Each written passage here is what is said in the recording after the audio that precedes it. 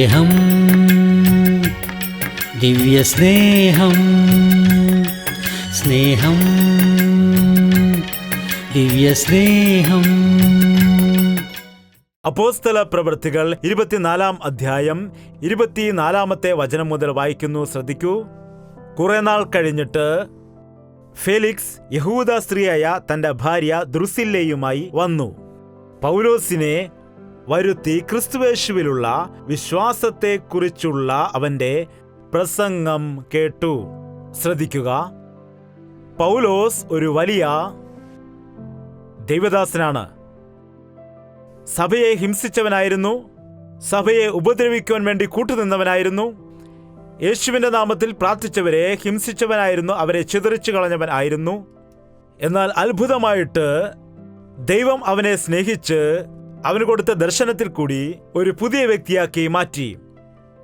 ദൈവത്തെ ദുഃഖിപ്പിക്കുന്നവരെയും ദൈവം സ്നേഹിക്കുന്നു എന്ന രീതിയിൽ ദൈവത്തിന്റെ നാമത്തെ തള്ളിക്കളഞ്ഞവരെയാണ് അവന്റെ നാമത്തെ അംഗീകരിക്കുന്നവരായി തീർക്കുന്നതിനായി ദൈവം അന്നും ഇന്നും പ്രവർത്തിച്ചുകൊണ്ടേയിരിക്കുന്നത് എന്ന് നമുക്ക് കാണാം.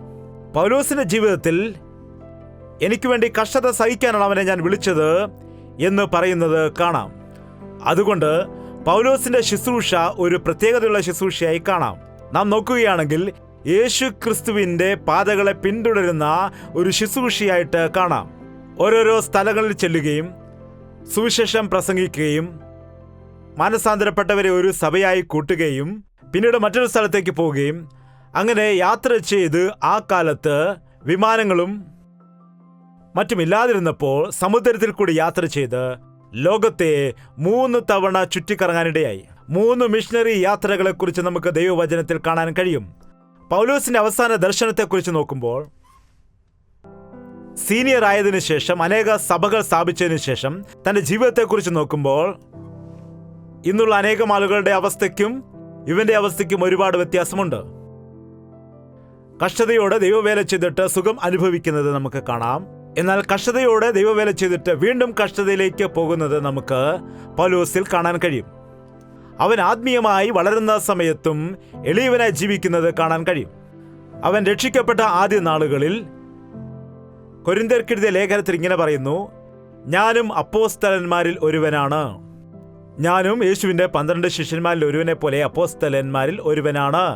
ഞാൻ അവന്റെ കൂടെ ആ സമയത്ത് നടന്നില്ല എങ്കിലും അവന്റെ വേലയ്ക്ക് വേണ്ടി ഞാൻ സമർപ്പിച്ചു, അവന്റെ ദർശനം പ്രാപിച്ചു. അതുകൊണ്ട് ഞാനും അപ്പോസ്തലന്മാരിൽ ഒരുവനാണെന്ന് പറഞ്ഞു. വീണ്ടും കുറെ ശുശ്രൂഷകൾ ചെയ്തിട്ട് വീണ്ടും കുറെ ആത്മാക്കളെ നേടിയിട്ട് വീണ്ടും പല രീതിയിലും ദൈവത്തിന്റെ നാമമഹത്വത്തിനായി പ്രവർത്തിച്ചിട്ട് കുറെ ദിവസം കഴിഞ്ഞിട്ട് എന്താണ് പറഞ്ഞതെന്നറിയാമോ? ഞാനും വിശുദ്ധന്മാരിൽ ഒരുവനാണ് എന്നാണ് പറഞ്ഞത്. അതായത് ഗ്രേഡ് കൂടിയോ ഇല്ലയോ? ശിഷ്യന്മാരിൽ ഒരുവനെന്ന് പറഞ്ഞു. ഇപ്പോൾ പറയുന്നു വിശുദ്ധന്മാരിൽ ഒരുവനാണ്. അതായത് രക്ഷിക്കപ്പെട്ട ആളുകളിൽ ഒരുവൻ. ഗ്രേഡ് കൂടിയോ ഇല്ലയോ? കൂടിയോ കുറഞ്ഞോ? അവൻ താഴ്ത്തുകയാണ്. എന്താണ്? ഞാനും ഒരു സാധാരണ വിശ്വാസിയാണ്, ഞാനും ഒരു വിശുദ്ധനായ മനുഷ്യനാണ്. വീണ്ടും സേവ ചെയ്തതിനു ശേഷം, ക്രിസ്തുവിന് വേണ്ടി ഒരുപാട് കഷ്ടത അനുഭവിച്ചതിന് ശേഷം, അവനു വേണ്ടി കാരാഗൃഹത്തിൽ അടയ്ക്കപ്പെട്ട ശേഷം, രക്തസാക്ഷിയാകാൻ പോകുന്നു എന്ന് അറിഞ്ഞതിന് ശേഷം എന്താണ് പറയുന്നത്? തിമോത്തിയോസിന് എഴുതിയ ലേഖനം 1-ാം അധ്യായത്തിൽ പറയുന്നത്, ഞാൻ പാപികളിൽ ഒന്നാമൻ. നാം ആദ്യം പാപിയാണെന്ന് പറയും, പിന്നീട് വിശുദ്ധൻ ആണെന്ന് പറയും, പിന്നീട് അപ്പോസ്തലനാണെന്ന് പറയും, പിന്നെ ബിഷപ്പാണെന്ന് പറയും. നാം ഇങ്ങനെ നമ്മെ തന്നെ ഉയർത്തിക്കൊണ്ടേയിരിക്കുന്നു. എന്നാൽ പൗലോസ് ദൈവത്തോട് കൂടുതൽ ചേർന്നപ്പോൾ, ആത്മീയ വർധനയുണ്ടാകുമ്പോൾ എന്താണ് സംഭവിക്കുന്നത്? ഞാൻ എല്ലാവരെക്കാളും പാപിയായ മനുഷ്യനാണ്, എന്നെപ്പോലുള്ളൊരുവനെ വിളിച്ച് ഈ സേവ ഏൽപ്പിച്ചു തന്നുവോ എന്ന താഴ്മയോടെ ആയിരിക്കുന്നു. ഞാൻ നിന്നെ രാജാക്കന്മാരുടെ മുൻപിൽ നിർത്തുമെന്ന് കർത്താവ് പറഞ്ഞപ്പോൾ അവനെ രാജാവാക്കി മാറ്റുമെന്നാണ് മറ്റുള്ളവർ വിചാരിച്ചത്. അല്ലെങ്കിൽ രാജാവുമായി സംവദിക്കുന്ന ഒരു ഇടത്തിലേക്ക് അവനെ കൊണ്ടുപോകുമെന്നാണ് വിചാരിച്ചത്.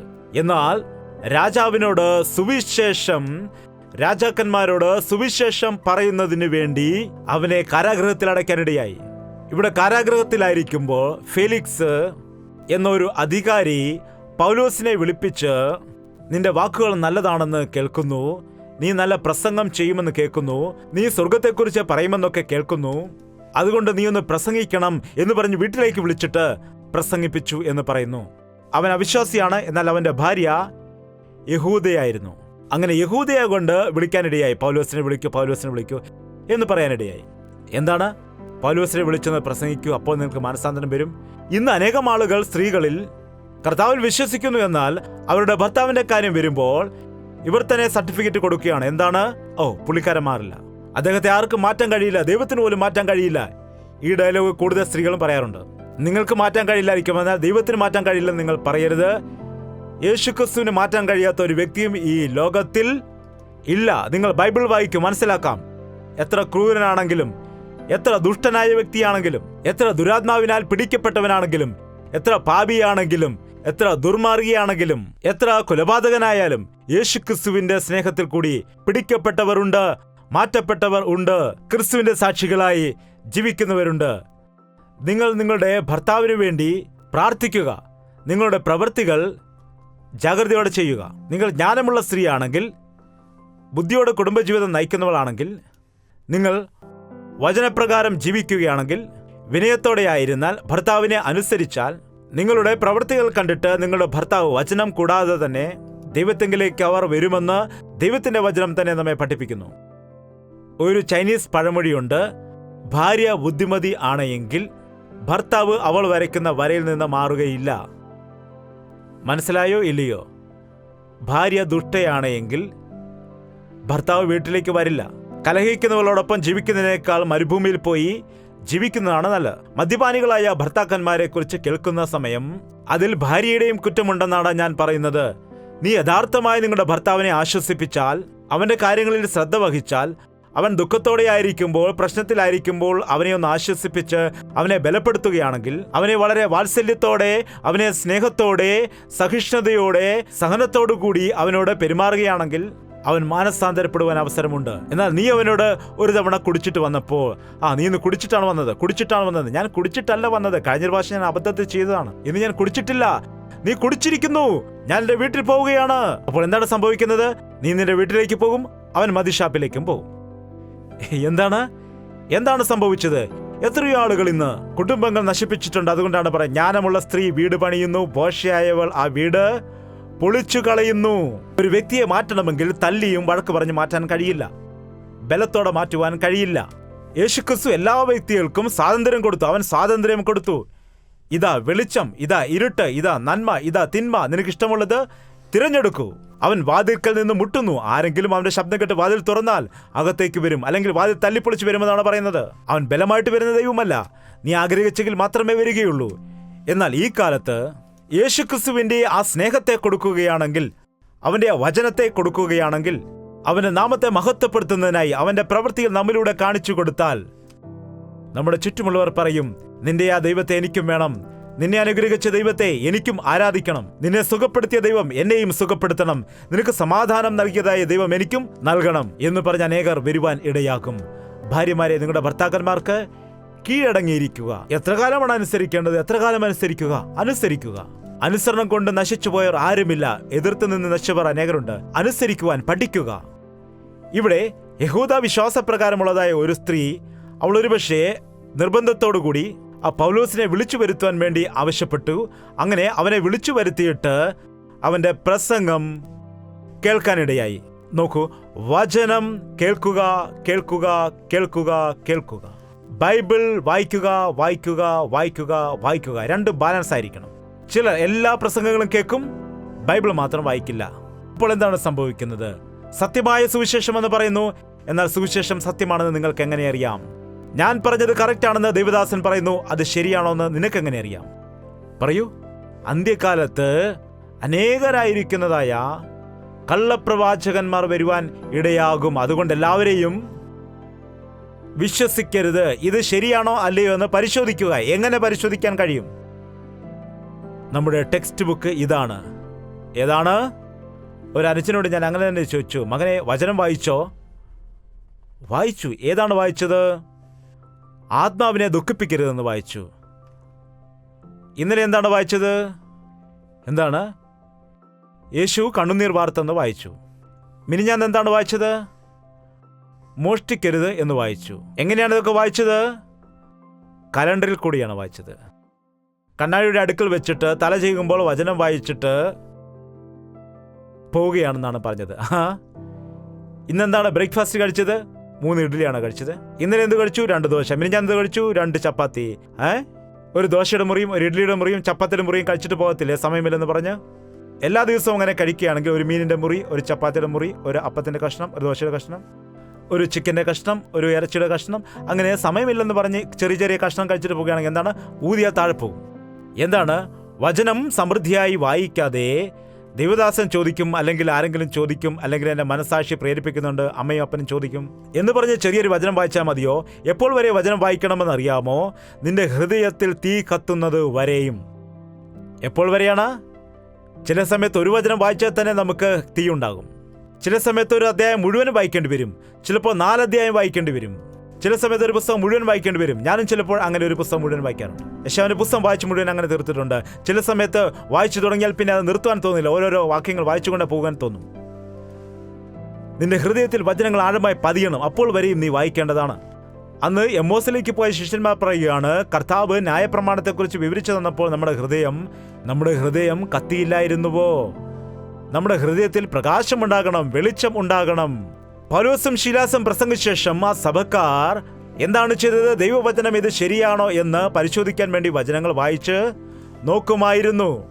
ഈ കാലത്ത് അങ്ങനെ പരിശോധിക്കുന്നില്ല. ആര് പറഞ്ഞാലും ദൈവവചനമാണല്ലോ, ആര് പറഞ്ഞാലും ദൈവത്തിന്റെ വാക്യമാണല്ലോ. ദൈവത്തിന്റെ വചനത്തിന്റെ സാരാംശം കേൾക്കുവാനുള്ള ആഗ്രഹം കുറഞ്ഞു പോകുന്നു. ഇന്ന് വചനത്തിന് വേണ്ടി വരുന്ന ആളുകളെ കാണുന്നതേയില്ല. വചനം കേൾക്കുന്ന സമയത്ത് ആത്മീയ ബലം പ്രാപിക്കുവാനിടയാകും. ദൈവത്തിന്റെ വചനം ശരിയായി കേൾക്കുകയാണെങ്കിൽ, അവന്റെ വചനം ധ്യാനിക്കുകയാണെങ്കിൽ, പ്രവാചകന്മാരോട് ദൈവം എന്താണ് പറയുക? എന്റെ വചനത്തെ ഭക്ഷിക്കൂ, തിന്നു എന്ന് പറഞ്ഞു. എന്റെ കൽപ്പനകൾ കേൾക്കൂ, അത് ഗ്രഹിക്കൂ, അവരോട് പോയി പറയൂ എന്ന് പറഞ്ഞു. അങ്ങനെ പറഞ്ഞതിന് ശേഷം അങ്ങനെയുള്ള വചനം ആ പ്രവാചകന്മാരിലും പ്രവർത്തിക്കാനിടയായി. എന്നാൽ ഈ കാലത്ത് അത് സംഭവിക്കുന്നില്ല. ഭുജിച്ചു നോക്കാനുള്ള ആഗ്രഹമില്ല. കഷ്ടത വരുമ്പോൾ ദൈവദാസന്റെ അടുക്കൽ ചെന്ന് പറയുന്നു പ്രാർത്ഥിക്കാൻ. ദൈവദാസ പ്രാർത്ഥിക്കണം എന്ന് ഫോൺ ചെയ്ത് പറയാം. അനേകം പ്രെയർ നമ്പേഴ്സ് ഇപ്പോഴുണ്ടല്ലോ. പ്രെയർ സെല്ലിലേക്ക് ഫോൺ ചെയ്താൽ പ്രാർത്ഥിക്കും. നല്ല കാര്യമാണ്.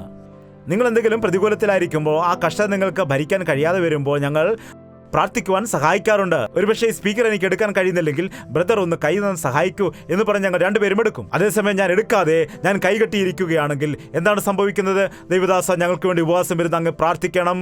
ഞാൻ ബിരിയാണി കഴിച്ചിട്ട് ഇവിടെ കിടന്നോളാം. ഞാൻ ടി വിയിൽ എങ്ങനെയാണ് പറയുന്നത്? നിങ്ങൾ പ്രാർത്ഥന വിഷയങ്ങൾ അറിയിക്കുക, ഞങ്ങൾ പ്രാർത്ഥിക്കാം, നിങ്ങളും പ്രാർത്ഥിക്കുക.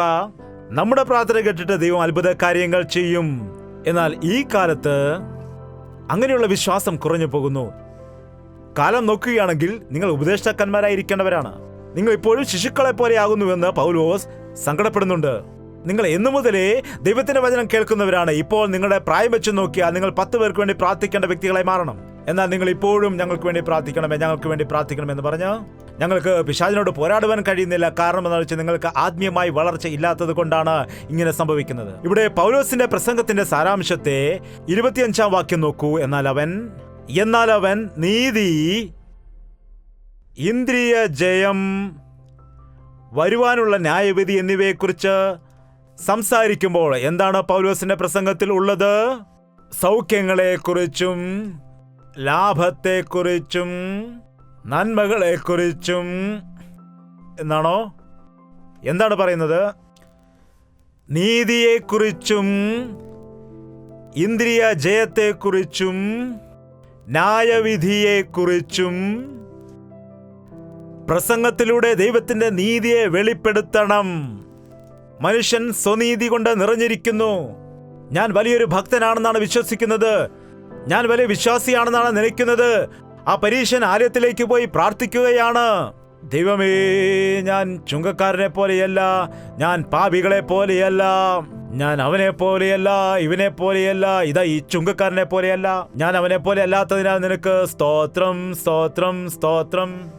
ആഴ്ചയിൽ 2 ദിവസം ഞാൻ ഉപവാസം ഇരിക്കുന്നുണ്ട്, എന്റെ ദശാംശം ഞാൻ നിനക്ക് നൽകുന്നുണ്ട്. എന്താണ്? ദൈവത്തിനാണോ ദശാംശം കൊടുക്കുന്നത്? ദശാംശം ആരുടേതാണ്? ആർക്കുള്ളതാണ്? ദൈവത്തിന്റെ സ്വത്ത് ദൈവത്തിന് കൊടുത്തിട്ട് പിന്നെന്താണ് പറയുന്നത്? ഇങ്ങനെ വന്ന് ചില ആളുകൾ ദശാംശം കൊണ്ടുവന്ന് കവറിൽ കൊണ്ട് അവിടെ കൊണ്ടു കൊടുക്കില്ല. ദശാംശമാണെന്ന് പറഞ്ഞിട്ട് ഫാൻ വാങ്ങിച്ചു കൊണ്ടു കൊടുക്കും. ഫാൻ ദൈവത്തിന്റെ നാമത്തിൽ കൊടുക്കുന്നതിന് പകരമായി നമുക്ക് പേര് കിട്ടുന്നതിന് വേണ്ടി നാം എന്തെങ്കിലുമൊക്കെ ചെയ്തു കൂട്ടുന്നതല്ല. അവന്റെ സ്വത്താണത്, അവനത് നാം കൊടുക്കേണ്ടതാകുന്നു. അത് അവനുള്ളതാണ്. എന്നാൽ ഇവനെന്താണ് പറയുന്നത്? ഞാൻ ദശാംശം കൊടുക്കുന്നു, ഞാൻ കള്ളം പറയുന്നില്ല, ഞാൻ ഉപവാസം ഇരിക്കുന്നു, അതുകൊണ്ട് നിനക്ക് സ്തോത്രം എന്ന് പറഞ്ഞിങ്ങനെ പാട്ട കൊട്ടുകയാണ്. അടുത്തൊരു ചുങ്കക്കാരൻ ചെന്നു. ആകാശത്തിലേക്ക് കണ്ണുകൾ ഉയർത്തുവാൻ പോലും അവന് ധൈര്യമില്ലാതെ അവൻ നെഞ്ചത്തടിച്ച് നിലവിളിച്ചുകൊണ്ട്, കർത്താവേ, പാപിയായ എന്നോട് കരുണ തോന്നണമേ. ഒരേ ഒരു പ്രാർത്ഥന, ഒരു ചെറിയ ബിറ്റ് മാത്രം. പാപിയായ എന്നോട് കരുണ തോന്നണമേ എന്ന ചെറിയൊരു പ്രാർത്ഥന. പരീശനേക്കാൾ ചുങ്കക്കാരൻ നീതിമാനായി മാറപ്പെട്ട് ഭവനത്തിലേക്ക് പോയി. എന്താണ് നീതിയെ? ദൈവത്തിന്റെ നീതിയെ നോക്കുമ്പോൾ, ദൈവത്തിന്റെ വെളിച്ചത്തെ നോക്കുമ്പോൾ, ദൈവത്തിന്റെ വിശുദ്ധിയെക്കുറിച്ച് നാം അറിയുന്നതായ സമയത്ത് നാം എത്രമാത്രം പ്രസംഗങ്ങൾ ചെയ്താലും, എത്രമാത്രം ദൈവവേല ചെയ്താലും, എത്ര നീതി പ്രവൃത്തികൾ നാം ചെയ്തെന്നാലും, എത്ര ആത്മകാര്യങ്ങൾ നാം ചെയ്താലും, എത്ര സൗഖ്യങ്ങൾ ചെയ്താലും, യേശുക്രിസ്തുവിന് മുൻപിൽ നിൽക്കുമ്പോൾ ഞാൻ ഒന്നുമില്ലാത്തവനാണ്. യോഹന്നാനോട് ചോദിച്ചു, യോഹന്നാനേ, നീ ആരാകുന്നു? സ്നാപക യോഹന്നാനോട് ചോദിച്ചു, നീ ആരാണ്? ഏലിയാവാകുന്നോ നീ? മിശിഹായാകുന്നുവോ? ഞാനല്ല. ഏലിയാവാകുന്നുവോ? ഞാനല്ല. പ്രവാചകനാകുന്നുവോ? ഞാനല്ല. നീ ആരാകുന്നു? ഞാനൊരു വാക്കാകുന്നു. ഞാനൊരു വാക്ക് മാത്രമാകുന്നു. ആ വാക്കിനെ നിങ്ങൾക്ക് കാണാൻ കഴിയില്ല. എന്താണ്? അത്ര വലിയ പ്രവാചകനാണ്. ഒരുപാട് ജനങ്ങൾ കൂട്ടമായി അവന്റെ അടുക്കൽ വന്നു. 6 മാസമേ അവൻ ദൈവത്തിന്റെ സേവ ചെയ്തുള്ളൂ. അവൻ അവസാനം രക്തസാക്ഷിയായി. അവൻ തന്നെത്താൻ ഉയർത്തിയില്ല, തന്നെത്താൻ താഴ്ത്തുകയത്രേ ചെയ്തത്. ഒരു വ്യക്തി ദൈവത്തിന്റെ നീതിയെക്കുറിച്ച് പ്രസംഗിക്കുന്ന സമയത്ത് താൻ എങ്ങനെയുള്ള വ്യക്തിയാണെന്ന് അവന് മനസ്സിലാക്കാൻ കഴിയും. ദൈവത്തിന്റെ നീതിയെക്കുറിച്ച് പ്രസംഗിക്കാത്ത പ്രസംഗങ്ങളിൽ ദൈവത്തിന്റെ ശക്തി കാണുകയില്ല, ദൈവത്തിന്റെ ബലം കാണുകയില്ല. നമ്മുടെ നീതി അത് എങ്ങനെയുള്ളതാണെന്ന് പറയാമോ? നമ്മുടെ നീതി കറപുരണ്ട തുണി പോലെയാണെന്നാണ് പറയുന്നത്. നമ്മുടെ നീതി എന്ന് പറഞ്ഞാൽ നാം പറയുമ്പോൾ, ഞാൻ കള്ളം പറയത്തില്ല, ഞാൻ സിനിമ കാണില്ല, ഞാൻ അവിടെ പോകത്തില്ല, ഞാൻ സിഗരറ്റ് വലിക്കില്ല, മോഷണം നടത്തുകയില്ല, ഞാൻ വ്യഭിചാരം ചെയ്യത്തില്ല, ചിച്ചി അങ്ങനെയുള്ള കാര്യങ്ങൾക്കൊന്നും ഞാൻ പോവുകയില്ല, ഞാൻ തെറ്റുകളൊന്നും ചെയ്യത്തില്ല, ഞാൻ സഭയിൽ പോകും, ഞാൻ ആരാധന നടത്തും, ഞാൻ വർഷിപ്പ് നടത്തും, ഞാൻ കാണിക്ക കൊടുക്കും. ഇതെല്ലാം എങ്ങനെയുള്ള കാര്യങ്ങളാണ്? സ്വയം നീതി. അത് ദൈവത്തിന് മുൻപിൽ എങ്ങനെയാണുള്ളത്? കറപുരണ്ട തുണിയെപ്പോലെ. നിങ്ങളുടെ അടുക്കളയിലുണ്ടല്ലോ കരിക്കല തുണി, അതുപോലെയാണ്. കരിക്കല തുണി നിങ്ങളുടെ വീട്ടിലുണ്ടോ ഇല്ലയോ? ഉണ്ടോ? വീട്ടിൽ ചെന്ന് അതൊന്ന് മണപ്പിച്ച് നോക്കി എങ്ങനെയാണെന്ന്.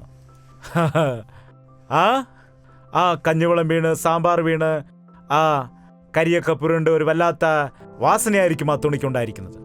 പണ്ട് കാലത്താണെങ്കിൽ കരിക്കലത്തിന്റെ കരിയൊക്കെ പിടിച്ച്, ഒരുപാട് കരി പിടിച്ച് വല്ലാത്ത ഒരു ദുർഗന്ധമുണ്ടായിരിക്കും. നമ്മുടെ നീതി എല്ലാം ദൈവത്തിന് മുൻപിൽ ഈ കരിക്കല തുണി പോലെയാകുന്നു. നീ എന്തോ വലിയ കാര്യം പോലെ പറയുകയാണ് നിന്റെ നീതിയെക്കുറിച്ച്. എന്നാൽ ഈ സ്വനീതി എന്നത് കറപുരണ്ട തുണിയെപ്പോലെയാണ്. ദൈവത്തിന്റെ നീതി അത് വിശുദ്ധമായതാണ്. ഒരു വ്യക്തിയുടെ ജീവിതത്തിൽ ദൈവത്തിന്റെ നീതി ഉണ്ടായിരിക്കുമ്പോൾ സത്യസന്ധതയോടെ ആയിരിക്കും. മോഷണം ചെയ്യത്തില്ല, കള്ളം പറയില്ല, മറ്റുള്ളവർക്ക് ദോഷം ചെയ്യുകയില്ല, ദൈവത്തിന്റെ ഹിതം മനസ്സിലാക്കും, ദൈവത്തിന്റെ നാമത്തെ അറിഞ്ഞ് ദൈവത്തിന്റെ നാമത്തിനു വേണ്ടി വളരും. ഈ ദൈവത്തിന്റെ നീതിമാൻ ആരുമില്ല. എല്ലാവരും പാപം ചെയ്തിട്ട് ദൈവത്തിന്റെ തേജസ് നഷ്ടപ്പെടുത്തിയിരിക്കുന്നു. ശ്രദ്ധിക്കുക, യേശുക്രിസ്തു നമുക്ക് വേണ്ടി നീതിയായി മാറി, നമുക്ക് വേണ്ടി തന്റെ പ്രാണനെ കൊടുത്ത്, നമുക്ക് വേണ്ടി യാഗമായി തീർന്ന്, അശുദ്ധരായിരുന്ന നമ്മളെ, പാപികളായിരുന്ന നമ്മളെ നീതിമാന്മാരായിട്ട് അവൻ ക്രൂശിൽ തീർക്കാനിടയായി. കൊരിന്ത്യർക്കെഴുതിയ 1-ാം ലേഖനം 6-ാം അധ്യായം 9-ാം വാക്യം മുതൽ വായിക്കുന്നു. അന്യായം ചെയ്യുന്നവൻ ദൈവരാജ്യം അവകാശമാക്കുകയില്ല എന്ന് നിങ്ങൾ അറിയുന്നില്ലയോ? നിങ്ങളെ തന്നെ വഞ്ചിക്കാതിരിപ്പീൻ. ദുർനടപ്പുകാർ, വിഗ്രഹാരാധികൾ, വ്യഭിചാരികൾ, സ്വയഭോഗികൾ, പുരുഷകാമികൾ, കള്ളന്മാർ, അത്യാഗ്രഹികൾ, മദ്യപന്മാർ, വാവിഷ്ണക്കാർ, പിടിച്ചുപറിക്കാർ എന്നിവർ ദൈവരാജ്യം അവകാശം ആക്കുകയില്ല. വലിയൊരു ലിസ്റ്റ് ഉണ്ട് ഇവിടെ. ദുർനടപ്പുകാർ, വിഗ്രഹാരാധികൾ, വ്യഭിചാരികൾ, സ്വയഭോഗികൾ, പുരുഷകാമികൾ, കള്ളന്മാർ, അത്യാഗ്രഹികൾ, മദ്യപന്മാർ, വാവിഷ്ണക്കാർ. ഈ കാലത്ത് ഇങ്ങനെയുള്ള പാപം ദിനംതോറും വർദ്ധിക്കുന്നത് കാണാം. കോളേജിൽ പഠിക്കുന്ന കുട്ടികളാണെങ്കിൽ ആൺകുട്ടികളെയും പെൺകുട്ടികളെയും വിവാഹം കഴിക്കുന്നത് കാണുന്നുണ്ട്. എന്തൊരു നീതിയാണത്! അത് ദൈവത്തിന്റെ നീതിയാണോ? ദൈവം ഓരോ പുരുഷനെയും പുരുഷനായിട്ടും ഓരോ സ്ത്രീയെയും സ്ത്രീയായിട്ടുമാണ് സൃഷ്ടിച്ചത്. സ്ത്രീ പുരുഷന്റെ വേഷം ഇടാൻ പാടില്ലെന്നും പുരുഷൻ സ്ത്രീയുടെ വേഷം ഇടാൻ പാടില്ലെന്നും ലേഖനങ്ങളിലും പഴയ നിയമപുസ്തകത്തിലും പറയുന്നുണ്ട്. ഈ കാലത്ത് നോക്കിയാൽ താറുമാറായി പോയതായ ലൈംഗിക ജീവിതം, അഫെക്ഷൻ, താറുമാറായി പോയ പാപങ്ങൾ, ഇതെല്ലാം മനുഷ്യർ നിറഞ്ഞിട്ട് ഞങ്ങൾ തെറ്റുകൾ ചെയ്യുന്നില്ല, ഞങ്ങൾക്ക് ഞങ്ങളുടെ അവകാശം വേണം എന്ന് ഈ കാലത്ത് പറയുന്നവരുണ്ട്. എന്നാൽ ദൈവത്തിന്റെ വചനം പറയുന്നു, ദൈവം യഥാർത്ഥമായി സൃഷ്ടിച്ചതിനെ മനുഷ്യൻ തകർത്തു കളഞ്ഞിരിക്കുകയാണ്, നശിപ്പിച്ചു കളഞ്ഞു. അതിൽ നീതിയില്ല. ഞങ്ങൾ വ്യഭിചാരം ചെയ്യുന്നില്ല എന്നവർ പറയുന്നു. വ്യഭിചാരം ചെയ്യരുത് എന്ന് നിങ്ങൾ കേട്ടിട്ടുണ്ടല്ലോ. ഞാൻ നിങ്ങളോട് പറയുന്നത് എന്തെന്നാൽ, മുഖത്തോടു കൂടി ഒരു സ്ത്രീയെ നോക്കുന്ന ഏവനും ഹൃദയത്തിൽ ആ വ്യക്തിയുമായിട്ട് വ്യഭിചാരം ചെയ്യുന്നു. നീ വ്യഭിചാരം ക്രിയയിൽ ചെയ്യുന്നില്ല എങ്കിലും നീ പാപം ചെയ്യുന്നു എന്നത് ദൈവത്തിന്റെ വചനങ്ങൾ, യേശുവിന്റെ വാക്കുകൾ കേൾക്കുമ്പോൾ നമുക്ക് മനസ്സിലാക്കുവാൻ കഴിയും. അല്ലെങ്കിൽ ഞാൻ പാപമൊന്നും ചെയ്യുന്നില്ലല്ലോ എന്ന് പറയും, ഞാൻ ആർക്കും ദോഷം ചെയ്യുന്നില്ലല്ലോ, ഞാൻ ആരെയും കൊന്നിട്ടില്ലല്ലോ എന്നൊക്കെ പറയുന്നു. എന്താണ്? കൊലപാതകം ചെയ്യുവാൻ പാടില്ലെന്ന് നിങ്ങൾക്കറിയാമല്ലോ. ഞാൻ നിങ്ങളോട് പറയുന്നത്, സ്വന്തം സഹോദരനെ ദ്രോഹി എന്ന് വിളിക്കുന്നവൻ നരക അഗ്നിക്ക് യോഗ്യനാണ്. നോക്കൂ, നാം സ്വനീതി കൊണ്ട് നിറയുമ്പോൾ നമ്മുടെ പാപങ്ങളെല്ലാം വിശുദ്ധമായതാണെന്ന് തോന്നും. എന്നാൽ ദൈവത്തിന്റെ നീതിയുടെ മുൻപിൽ നാം നിൽക്കുമ്പോൾ നാം എത്ര നീചമായ കാര്യങ്ങൾ ചെയ്യുന്നുവെന്ന് നമുക്ക് മനസ്സിലാക്കാം. നമ്മെക്കുറിച്ച് നമുക്ക് തിരിച്ചറിയാൻ കഴിയും. നിങ്ങളും ചിലർ ഈ വകക്കാരായിരുന്നു. എങ്കിലും നിങ്ങൾ കർത്താവായ യേശുക്രിസ്തുവിന്റെ നാമത്തിലും നമ്മുടെ ദൈവത്തിന്റെ ആത്മാവിനാലും നിങ്ങളെ തന്നെ കഴുകി ശുദ്ധീകരണവും നീതീകരണവും പ്രാപിച്ചിരിക്കുന്നു. ഞാൻ മോഷണം ചെയ്തുകൊണ്ട് അങ്ങനെ തന്നെ ആയിരിക്കും. ഞാൻ വ്യഭിചാരം ചെയ്തുകൊണ്ട് അങ്ങനെ തന്നെ ഇനിയും തുടരും. ഞാൻ മദ്യപിക്കാനിടയായി, അതുകൊണ്ട് ഞാൻ മദ്യപാനിയെ തന്നെ ഇരിക്കും എന്ന് പറയേണ്ടതായ ആവശ്യം ഇല്ല. നീ വീണ് കിടക്കുന്നിടത്ത് നിന്ന് നിന്നെ എഴുന്നേൽപ്പിക്കാൻ ദൈവം ഒരുക്കത്തോടെ ആയിരിക്കുന്നു. അനേകം വിശ്വാസികൾ ഒരു കാലത്ത് നന്നായി ജീവിച്ചവർ ഇന്ന് പല യൗവനക്കാരും എൻ്റെ അടുക്കൽ വന്ന് പറയാറുണ്ട്, എന്താണ് മോനെ ഇപ്പോൾ മീറ്റിങ്ങിലൊന്നും കാണുന്നില്ലല്ലോ എന്ന് ചോദിച്ചാൽ, വീണുപോയി ബ്രദർ എന്ന് പറയും. വീണുപോയോ? നിങ്ങൾ എപ്പോഴെങ്കിലും വീണിട്ടുണ്ടോ? റോഡിൽ പോയി വീണിട്ടുണ്ടോ? നിങ്ങൾ പറയൂ. വീഴുമ്പോൾ എന്ത് ചെയ്യും? ഒരു വർഷം അവിടെ കിടക്കുമോ?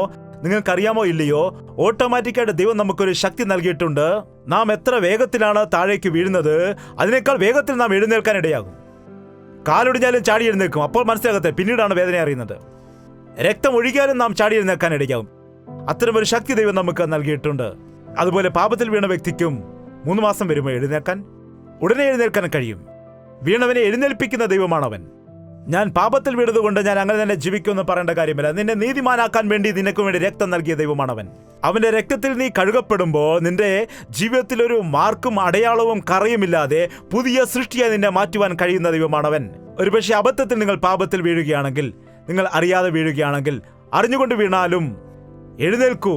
നിങ്ങൾ എഴുന്നേൽക്കൂ. യേശുക്രിസ്തുവിന്റെ നീതി നമ്മെ തള്ളിക്കളയാൻ വേണ്ടിയുള്ളതല്ല, അവന്റെ നീതി നമ്മെ വിശുദ്ധീകരിക്കുന്നതിന് വേണ്ടിയുള്ളതാണ്. നമ്മെ വിശുദ്ധീകരിക്കാൻ വേണ്ടിയാണ് ഈ ലോകത്തിലേക്ക് അവൻ ഇറങ്ങി വന്നത്. പാപമറിയാത്ത അവൻ നമുക്ക് വേണ്ടി പാപിയായി നമുക്ക് വേണ്ടിയുള്ള നീതിയെ യാഗത്തിൽ കൂടി, ക്രൂശിലെ യാഗത്തിൽ കൂടി നേടിത്തരുവാനിടയായി. യേശുക്രിസ്തുവിന്റെ നാമത്തിൽ നീ നീതിയുള്ളവരായിട്ട് മാറുവാൻ കഴിയുന്നതാണ്. നിങ്ങൾ ബൈബിളിൽ നോക്കൂ. യേശുക്രിസ്തു കള്ളന്മാരെ മാറ്റി പിശാചിനാൽ ദണ്ഡിപ്പിക്കുന്നവരെ വിടുവിച്ച് പുതിയ സൃഷ്ടികളാക്കി മാറ്റിയെടുക്കാനിടയായി. 7 ഭൂതത്താൽ ബാധിച്ചതായ മഗ്ദലക്കാരത്തി മറിയെ വിടുവിച്ച് ദൈവത്തിന്റെ ദാസിയാക്കി മാറ്റി. ഈ കാലത്തും ഒരുപാട് പേർ തങ്ങളുടെ ജീവിതത്തെ മാറ്റിയെടുത്തുകൊണ്ട് കർത്താവിലേക്ക് തിരിയുന്നുണ്ട്. നിന്നെ നീ നോക്കുന്ന സമയത്ത് നീ എത്രമാത്രം അശുദ്ധനാണെന്ന് നിനക്ക് മനസ്സിലാക്കാൻ കഴിയും. നീ കർത്താവിലേക്ക് നോക്കുമ്പോൾ അവൻ എത്ര നീതിമാനാണെന്നും അറിയാൻ കഴിയും. അവൻ നിനക്ക് വേണ്ടി ചെയ്ത യാഗത്തെ നീ അംഗീകരിക്കുന്ന സമയത്ത് നീയും നീതിമാനായിട്ട് മാറുവാനിടയാകും. ഇന്ന് ഇവിടെ നിന്ന് നീതിമാന്മാരായിട്ട് നിങ്ങൾ തിരിച്ചു പോകണം. നിങ്ങളുടെ പാപങ്ങൾ ഉപേക്ഷിച്ചിട്ട് നിങ്ങൾ പോകണം. വീണ്ടും പാപം നിറഞ്ഞ ജീവിതത്തിലേക്ക് പോകരുത്. ഈ ദിവസം ദൈവം നിന്നെ ഇവിടെ കൂട്ടിവരുത്തിയിരിക്കുന്നു. അവന്റെ രക്തത്തിൽ നിന്നെ കഴുകാനാണ്. അവന്റെ ആത്മാവിന്റെ പ്രവൃത്തി നിന്നിൽ ചെയ്യാനാണ്. എല്ലാവർക്കും എഴുന്നേറ്റ് നിൽക്കാം, നമുക്ക് പ്രാർത്ഥിക്കാം. പരിശുദ്ധാത്മാവ് അത്ഭുത കാര്യങ്ങൾ ചെയ്യാൻ ആഗ്രഹിക്കുന്നു. നിന്നെ നീതിമാനായി മാറ്റുവാൻ വേണ്ടി ദൈവം ആഗ്രഹിക്കുകയാണ്. പാപത്തിൽ വീണുവെന്ന് പറഞ്ഞ് നീ മാറിയിരിക്കുകയാണോ? നിനക്കൊരു വിലയുമില്ലാത്തവനാണെന്ന് പറഞ്ഞ് നിരാശയിലായിരിക്കുകയാണോ? നീ മാനസികമായി വിഷമിച്ചുകൊണ്ട് നിന്റെ ജീവിതം നശിച്ചുപോയെന്ന് പറഞ്ഞ് ഡിപ്രഷനിലായിരിക്കുകയാണോ? കഴിവില്ലാത്തവനാണെന്ന് പറഞ്ഞ് മറ്റുള്ളവർ അപമാനിക്കുമ്പോൾ വിഷമിക്കുകയാണോ? യേശു നിന്നെ സ്നേഹിക്കുന്നുണ്ട്. നിന്റെ മാതാപിതാക്കളെ ഉപേക്ഷിച്ചാലും അവൻ നിന്നെ ഉപേക്ഷിക്കില്ല. നിന്റെ ഭർത്താവ് നിന്നെ ഉപേക്ഷിച്ചാലും അവൻ നിന്റെ കാന്തനായി നിൽക്കാമെന്ന് പറഞ്ഞു. അവൻ നിന്റെ പക്ഷത്ത് നിൽക്കാമെന്ന് പറയാനിടയായി. കർത്താവ് വലിയ ദൈവമാണ്. ഈ യേശുവിനെ നീ രക്ഷകനായി സ്വീകരിക്കൂ. പരിശുദ്ധനായ സ്വർഗീയ നല്ല പിതാവേ, ഞങ്ങളുടെ നിലവിളി കേൾക്കണമേ ദൈവമേ. ഞങ്ങളുടെ പ്രാർത്ഥന കേൾക്കണമേ. ഞങ്ങളുടെ കണ്ണുനീരിനെ കാണണമേ. ഞങ്ങളുടെ ഹൃദയങ്ങൾ നിന്നിലേക്ക് സമർപ്പിക്കുന്നു. ഞങ്ങളുടെ ഹൃദയങ്ങളിലേക്ക് നിന്റെ പരിശുദ്ധാത്മാവിനെ പ്രവഹിപ്പിക്കുമാറാകണമേ. നശിച്ചു പോകുന്ന ആത്മാക്കളെ നിത്യനരകത്തിലേക്ക് പോകുവാൻ വേഗതയോടെ ചുവടുവയ്ക്കുന്നവരെ യേശുവിലേക്ക് മാറ്റുവാനുള്ള കൃപ ഞങ്ങൾക്കെല്ലാവർക്കും നൽകുമാറാകണമെന്ന്, പരിശുദ്ധാത്മാവിന്റെ പ്രവൃത്തികൾ ഞങ്ങളുടെ ജീവിതത്തിൽ നിറവേറ്റണമെന്ന് യേശുക്രിസ്തുവിന്റെ നാമത്തിൽ അപേക്ഷിക്കുന്നു പിതാവേ. ആമേൻ. യേശുവേ യേശുവേ യേശുവേ യേശുവേ യേശുവേ യേശുവേ യേശുവേ യേശുവേ നിന്നെ നിന്നെ എന്നും ഞാൻ സേവിക്കും നീ മാത്രം രാജാവെന്നും നിന്നെ നിന്നെ എന്നും ഞാൻ സേവിക്കും നീ മാത്രം രാജാവെന്നും യേശുവേ യേശുവേ യേശുവേ യേശുവേ യേശുവേ യേശുവേ യേശുവേ യേശുവേ യേശുവേ യേശുവേ യേശുവേ